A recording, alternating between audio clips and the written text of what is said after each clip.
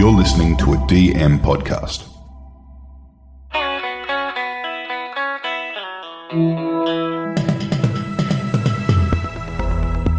You're listening to the Betoota Advocate's weekly news wrap on Desert Rock FM 96.5. Welcome back to the Betoota Weekly Bulletin. My name is Clancy Overell. I'm joined by Effie, Bateman and Wendell, Hussey.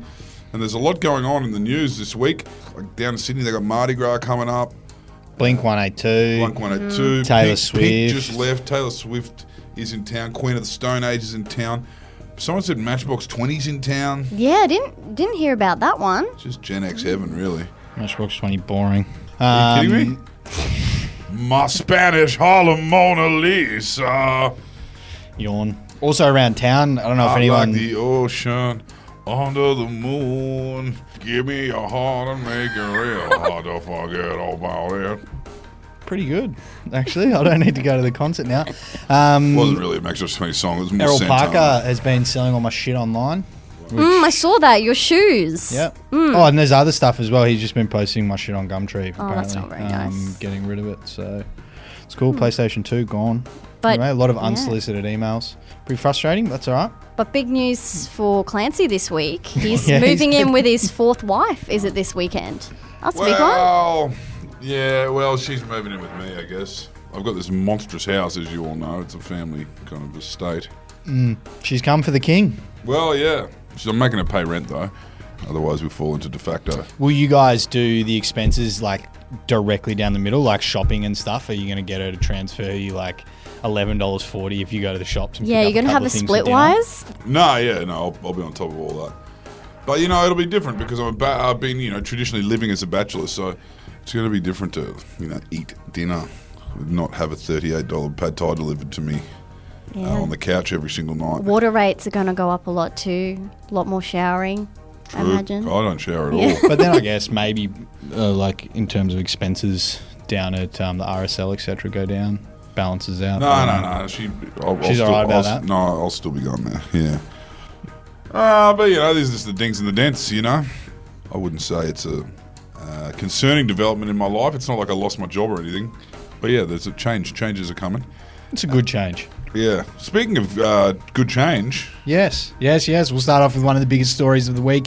And the headline reads, Report, the South African accent made it so much worse. Yes, talking, of course, about the Four Corners program this week, which saw the CEOs of Coles and Woolworths in the firing line over accusations of price gouging, profiteering, and plenty of other shit. Throughout the expose on the business practices of the two big supermarkets were some interesting sound bites from the CEOs.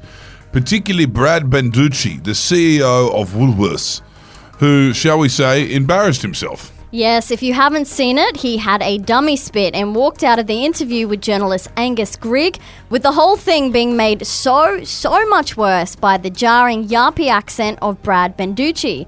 Paired with the on-floor uniform of a shelf stacker, the upper-class South African accent was the last straw for the public, shareholders and board members of Woolies. So, he had to go. Yep, and it was seen as quite a win for the Coles CEO, Leah, who gave some very cold, deadpan answers, played it perfectly, and she celebrated this week by going out and burning ants with a magnifying glass, letting off a bit of steam. So, yeah, a bit of fun. Yeah, good on her.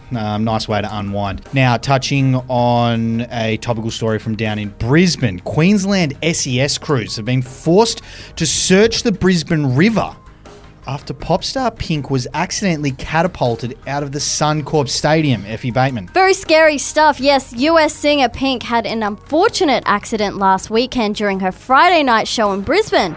Witnesses reported that the singer experienced a malfunction during her set that saw her become a human slingshot. To her credit, it's alleged that Pink continued to shimmy and sing with the haunting lyrics of "I'm still a rock star" still audible as she reached orbit. Thankfully, she landed safe and sound, and SES crews were able to pull her out of the brown snake quickly. Pink is reported to be in a stable condition but has developed a respiratory illness after congesting some of that poo brown water. Yes, that'll happen. And probably worth noting, that's why Errol Parker is missing this week. He obviously had a huge time down at the Pink concert, as we spoke about last week. And yeah, he went a little bit too hard, made a few too many friends, and he's just taken a bit of time off this week. Now, moving on to some entertainment news, and a Bluey animator has been fired for discreetly suggesting that Bandit and Chili have a cuck chair. Now, I'm not aware. What is a cuck chair, Effie?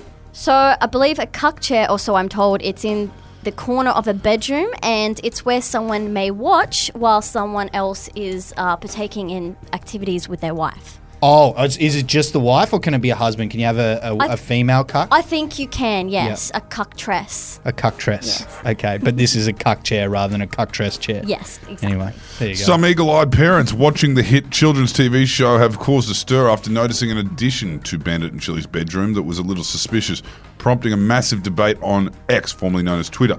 A couple of parents spotted the cuck chair sitting in the corner of the bedroom, where I'm assuming, is it Bandit, would sit there while someone else devours his wife. Someone in the comments said that it's probably Lucky's dad. Lucky's dad letting the red rocket fly. It's since been revealed that the animator responsible for adding the armchair apparently did it as a joke, believing that no one would even notice. Now, he's since been let go for suggesting that Bandit and Chili are anything other than wholesome. It certainly takes a whole fat wobbling belly scandal to another height. Doggy style. Righto. Finishing up with some local news, Effie Bateman. Yes, and a woman who turns tomato red when she exercises, definitely not trying that run club dating trend. Yep, Tilly Berman, a local woman from Betoota Heights, has explained to The Advocate that she has absolutely no interest in trying to find a man via one of these run clubs she's read about in the news, for the sheer reason that she looks like absolute dog shit when she exercises, according to her. Those are her words, not Clancy Overell's. Effie Bateman, what did she say? Trying to find a bloke through exercise groups is a hot person privilege. I'm not a full-time pretty person. I'm a casual pretty person. Blow-dried hair, some foundation, mascara, lip gloss. Yeah, I'm good to go. Covered in sweat and gasping for breath? Fuck no. She's got to work on her self-esteem. I reckon I look so. hot as when I'm absolutely drenched in sweat and reeking of BO. That's me at my apex. Anyway. It's an interesting one because, she's living in Betoota Heights. If she pulls a bloke and they get into the cot in the middle of the day, she's going to end up looking like that anyway, right? Yeah, but you're supposed to ease them in by, tricking them with yourself looking your best, right? And then once they've developed feelings, that's when you can kind of let yourself go a bit. Effie Bateman with the coercive control here. Thank you for listening to the weekly Betoota Bulletin. We'll speak to you next week. Bye-bye. See you later.